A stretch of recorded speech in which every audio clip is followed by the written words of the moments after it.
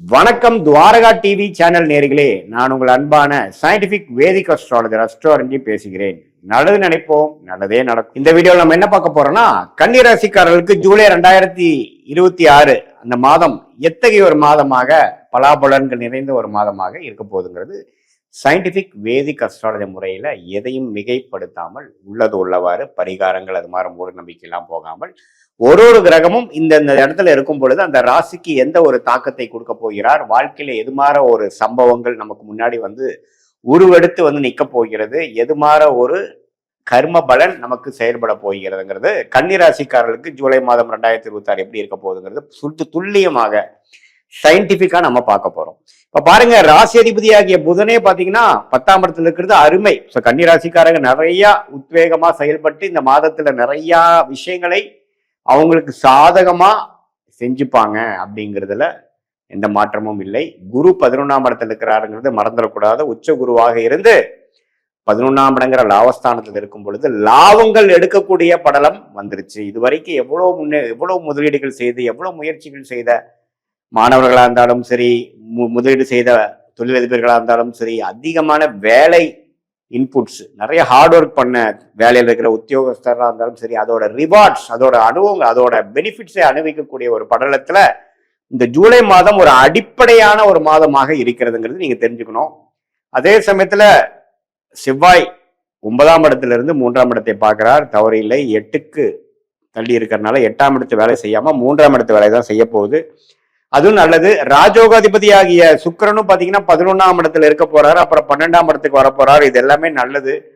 சனியே 7ஆம் இடத்துல இருந்து குரு பார்வை பெறுவது நல்லது. ராகு 6ல இருக்கிறது, கேது 12 இருக்கிறது, எல்லாமே ஓரளவுக்கு அருமையான ஒரு அமைப்பாக இருக்கிறது. சோ கன்னிராசிக்காரர்கள் போன ஒரு வருடமாக கஷ்டப்பட்ட ஒரு அமைப்புக்கு இந்த ஜூலை மாதம், அடுத்து வரக்கூடிய 6 மாதம், அடுத்து வரக்கூடிய ஒரு வருடத்துக்கு வரக்கூடிய லாபங்களும் செய்த முயற்சிக்கு அறுவடை செய்யக்கூடிய ஒரு ஆண்டாக வரக்கூடிய ஒரு தருணத்துல ஒரு டியூரேஷன்ல இந்த ஜூலை ஒரு அடிப்படை ஃபவுண்டேஷனை அமைச்சு கொடுக்கக்கூடிய ஒரு ஸ்டார்டிங் பாயிண்டாக இருக்கக்கூடிய ஒரு மாதமாக ஜூலை மாதம் நம்ம கண்டிப்பா எடுத்துக்கலாம். ராசி அதிபதி வக்ரமாக இருந்தாலும் 10ஆம் இடத்துல ஆட்சி பலத்தோட பெரும் 4 வாரத்துல ஆல்மோஸ்ட் 3 வாரம் அப்படி இருக்கிறது நல்லது. அதுவும் பாத்தீங்கன்னா முதல் வாரம் 11ஆம் இடத்துல இருந்து குருவோட சேர்ந்து இருக்கிறது நம்ம நல்லது. ஸோ பல விஷயங்கள், பல முயற்சிகள் நீங்கள் செய்திருக்கலாம். மார்ச், ஏப்ரல், மே, ஜூன் 2026 பல முயற்சிகள் செய்து கைக்கு வந்தது வாய்க்கு வரவில்லை அப்படிங்கிற மாதிரி அமைப்புகள் நிறைய போயிருக்கும். ஆனா இந்த மாதம் கைக்கு வந்துருச்சு சாமி அப்படிங்கிற மாதிரி ஒரு அமைப்பை கொடுக்கக்கூடியதாக இருக்கக்கூடிய கிரக அமைப்புகள் கன்னி ராசிக்காரர்களுக்கு வருகிறதுங்கிறதா நம்ம இந்த வீடியோல தெரிஞ்சுக்கிறோம்.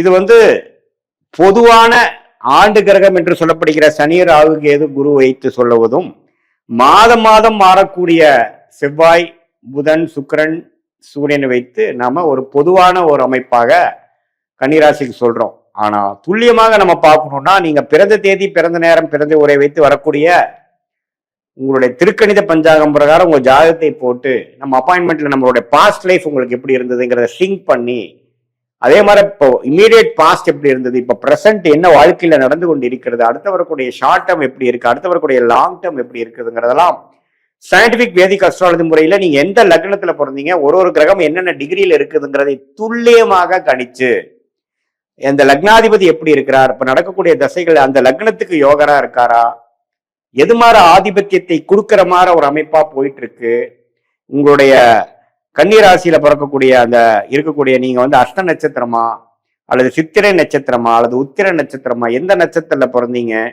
அந்த கிரக அமைப்புகள் எப்படி உங்க ஜாதகத்துல இருக்கு, ஸ்தானபலம், திக்பலம் எப்படி இருக்கு, எந்த கிரகம் யோகமான அமைப்புல இருக்கு, எந்த கிரகத்துல இருக்கக்கூடிய துறையில நீங்க போனீங்கன்னா விசேஷமா ஜெயிக்க முடியும், எளிதா ஜெயிக்க முடியும், எந்த நேரத்தில் நமக்கு நல்ல நேரம் வருது அப்படிங்கிறதெல்லாம் நம்ம சயின்டிபிக் வேதிக் அஸ்ட்ராலஜி முறையில துல்லியமான முறையில நம்ம பார்த்து எந்தவித மூட நம்பிக்கைகள், பரிகாரங்கள், அது மாதிரி விஷயத்துக்குள்ளெல்லாம் நம்ம போய் நம்மளுடைய நேரத்தை வீணாக்காமல் நம்ம கர்மா எப்படி செயல்படுது, நமக்கு பாஸ்ட் ஒத்து வருதா, இப்ப பிரசன்ட் எப்படி இருக்கு, நம்மளுடைய சாய்ஸஸ் நமக்கு முன்னாடி என்ன இருக்கு, அதில் எந்த சாய்ஸ் எடுக்கிறது நமக்கு கரெக்டா வருது, இது பாஸ்டோட செக் பண்ணிக்கலாம். நம்ம ஆக்சுவலா நம்மளுடைய சயின்டிபிக் விதிக்கு வந்து கரெக்டா ஒர்க் ஆகுதா, இப்படி எல்லாம் நம்ம பார்த்து அதுக்கு தகுந்த மாதிரி நீங்க வாழ்க்கையில நீங்க எடுக்கக்கூடிய முடிவுகளை எடுத்து அதுக்கு தகுந்த மாதிரி டைம் லைன்ஸ், எந்தெந்த நேரத்தில் எது செய்ய முடியும், எந்த நேரத்தில் வேலையை மாற்றலாம், எந்த நேரத்தில் நெக்ஸ்ட் உயர்வு நமக்கு கிடைக்கும், எந்த நேரத்தில் நம்ம உள்நாட்டுக்கு போகலாம், எந்த நேரத்துக்கு வெளிநாடு வாய்ப்புகள் இருக்கு, எந்த நேரத்தில் நமக்கு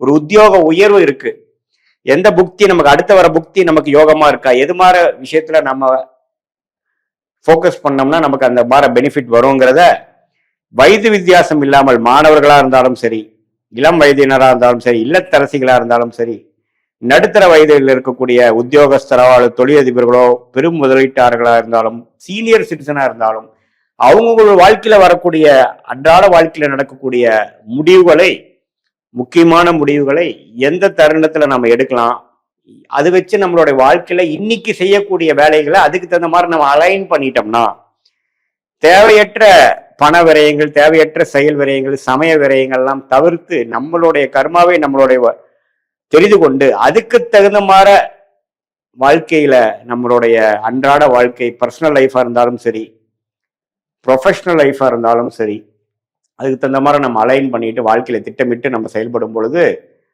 நிறைய நம்ம மிஸ்டேக்ஸ் பண்றோம், தேவையற்ற விஷயங்களை பண்ணி மாட்டிக்கிறோம். ஒரு ஒரு தப்புக்கும் நம்ம என்ன பண்ண வேண்டியதா இருக்கு, விலை கொடுக்க வேண்டியதா இருக்கு. அது என்ன மாதிரி விலை?